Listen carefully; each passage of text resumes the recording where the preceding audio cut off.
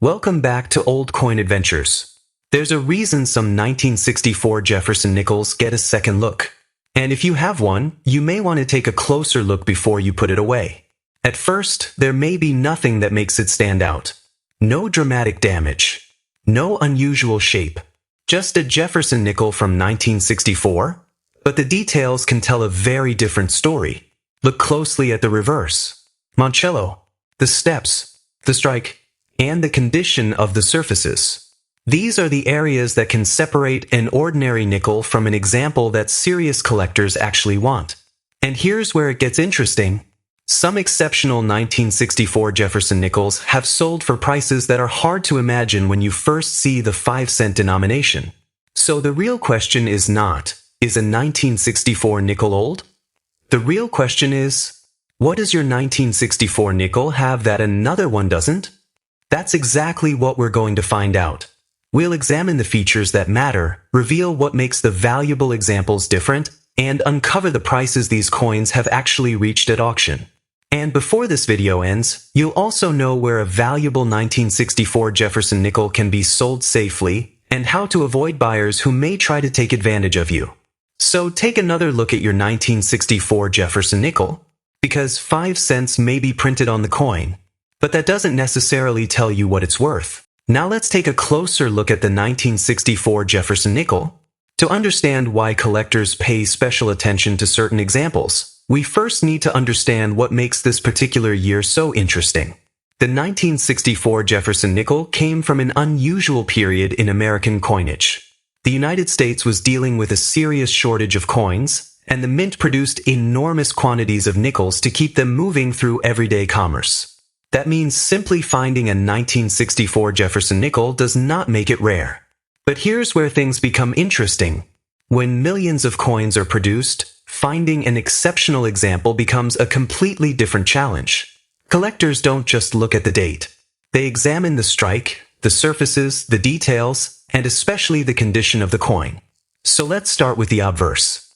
Look closely at Jefferson's portrait. Pay attention to his hair, cheek, jawline, and the open areas around his face.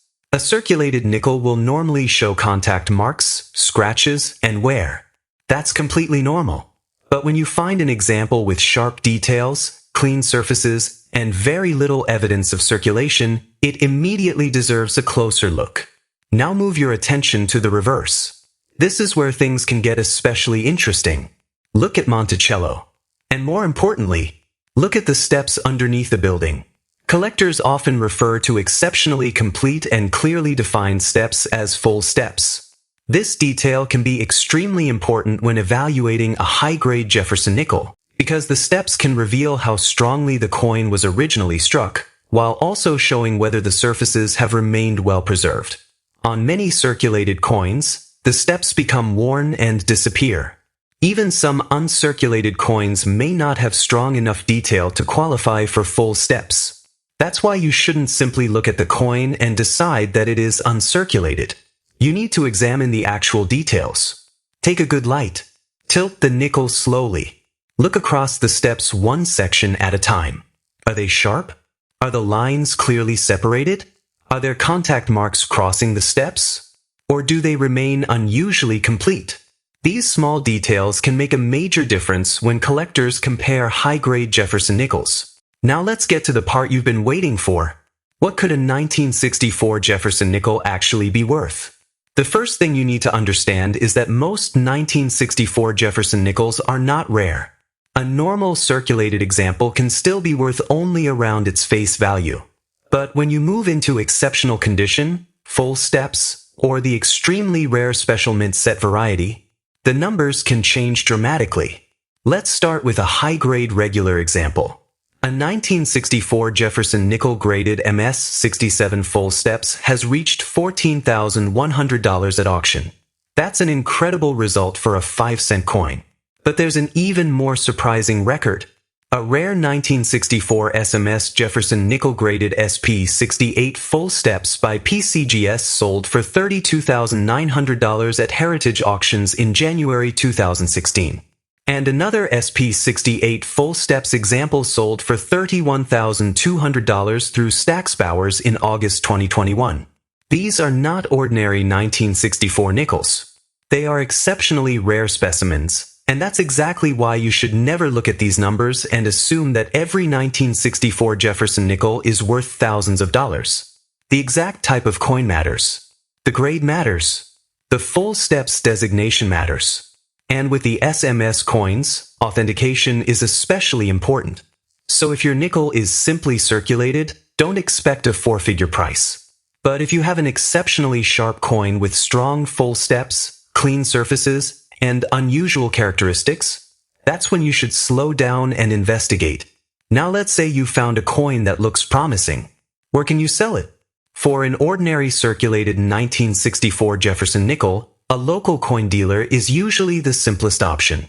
But if you believe you found a high-grade full steps example or a rare SMS specimen, don't rush to sell it to the first person who makes an offer. Professional authentication and grading can be extremely important. Once the coin is certified, you can consider established coin dealers, reputable numismatic marketplaces, or major auction houses. For an exceptionally rare specimen, an auction house can be especially useful because it gives serious collectors a chance to compete for the coin. But here's one of the most important things to remember. An asking price is not the same as a sale price. Someone can put a 1964 Jefferson nickel online for $10,000, $50,000, or even more. That doesn't prove anyone is willing to pay that amount. Always look for completed auction results involving a coin that actually matches yours. Compare the date. Compare the grade. Compare full steps. And if it's an SMS coin, make sure you're comparing it with other authenticated SMS specimens. Now let's talk about protecting yourself from cheating. If a buyer tells you that your nickel is extremely valuable, but asks you to pay a fee before they purchase it, be careful. It could be called a verification fee. It could be an insurance charge. It could be a registration fee. The name doesn't matter. If someone wants you to send money first in order to receive a larger payment later, that's a major warning sign. Never give a buyer your banking password, PIN, OTP, or other private security information. And don't let anyone pressure you with a statement like, "You have to sell it right now." You don't. Take your time. Get another professional opinion. Compare documented auction results. And ask the buyer to explain exactly how they calculated the offer. You should also take clear photographs of both sides of the coin before sending it anywhere. Keep records of the offers you receive. And if the coin is potentially worth thousands of dollars, make sure you understand the payment, insurance, shipping, and return terms before handing it over. Most importantly, never clean the nickel. Don't polish it. Don't use chemicals. Don't try to make the surfaces brighter. A coin's original surface can be extremely important to collectors, and cleaning can permanently reduce its appeal.